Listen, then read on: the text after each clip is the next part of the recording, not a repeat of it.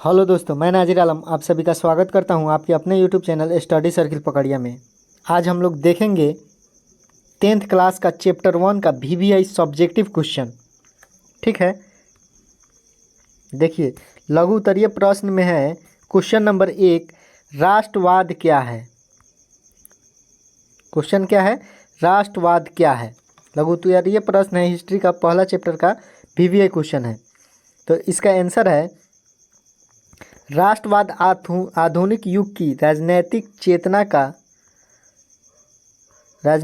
चेतना का परिणाम है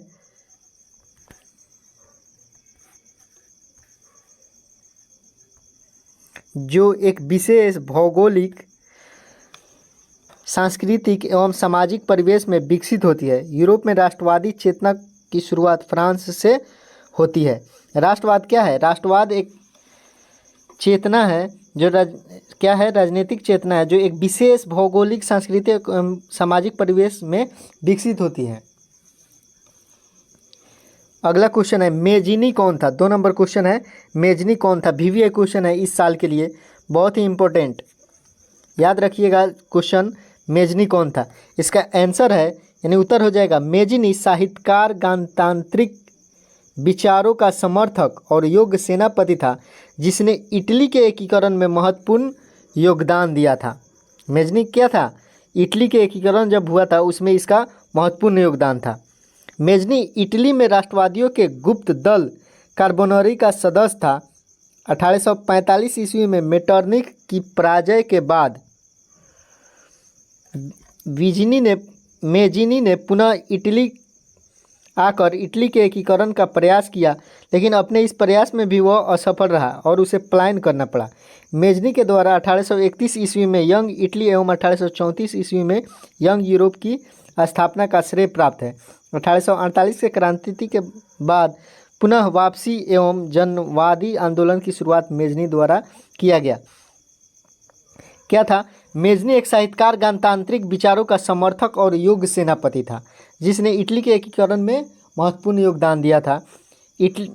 उसके साथ साथ मेजनी ने क्या किया था, 1831 में यंग इटली एवं 1834 में यंग यूरोप नामक स्थापना किया था। यंग यूरोप नामक संस्था का क्या किया था, स्थापना किया था। 1848 के क्रांति के बाद वह पुनः वापसी करके मेजनी द्वारा आंदोलन की शुरुआत किया गया था। आप लोग इसका वीवीआई है, इसको आप लोग देख लीजिएगा। देखिए 3 नंबर क्वेश्चन है 1848 ईस्वी के फ्रांसीसी क्रांति के कारण क्या थे। 1848 के फ्रांसीसी क्रांति के कारण क्या थे, तो आंसर हो जाएगा 1848 के फ्रांसीसी क्रांति के कारण निम्नलिखित थे। ठीक, प्रमुख कारण निम्नलिखित है। एक था लुई फिलिप को कमज़ोर एवं उदारवादी नीति। लुई फिलिप वहाँ का जो शासक था उसका कमज़ोर एवं उदारवादी नीति था। दूसरा असफल वैदेशिक नीति। तीसरा मध्यम वर्ग का शासन पर प्रभाव। चौथा राजनीतिक दलों में संगठन का अभाव। पांचवा भूखमरी एवं बेरोजगारी जैसी समस्या। छठा समाजवाद का प्रसार। इस क्रांति के सबसे प्रमुख कारण लुई फिलिप की नीति और जनता में उनके प्रति असंतोष था। साथ ही जनता की आवश्यकता जरूरतों को पूरा नहीं कर पाने से क्रांति का सूत्रपात हुआ था। देखिए अगला क्वेश्चन है इटली जर्मनी के एकीकरण में ऑस्ट्रिया की भूमिका क्या थी।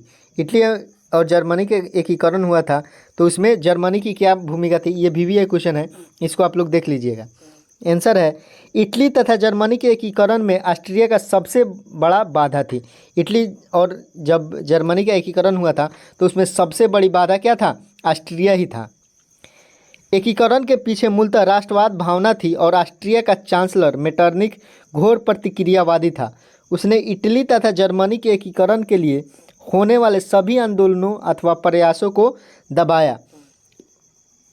मेटरनिख क्या था, एक घोर प्रतिक्रियावादी था जिसने इटली और जर्मनी के एकीकरण में जितने भी आंदोलन हुए थे और यह आंदोलन का जो प्रयास हुआ था उसको मेटरनिख के द्वारा दबाया गया था। मेटरनिख दमनकारी नीति के प्रतिक्रिया स्वरूप इटली तथा जर्मनी के जनता में राष्ट्रवाद की भावना बढ़ती चली गई। ऑस्ट्रिया में मेटरनिख के पतन के बाद इटली और जर्मनी के लोगों ने एकीकरण के मार्ग का प्रमुख बाधा समाप्त होते ही फिर से उत्साहपूर्वक एकीकरण का प्रयास किया और अंततः सफलता पाई। इटली जर्मनी के एकीकरण में ऑस्ट्रिया की भूमिका समझ आ गया।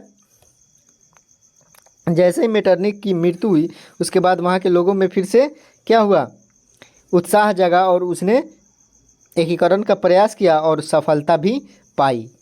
अगला क्वेश्चन है 5 नंबर, गैरीबाल्डी के कार्यों की चर्चा करें। वीवीआई क्वेश्चन है और आज के वीडियो का ये लास्ट क्वेश्चन है।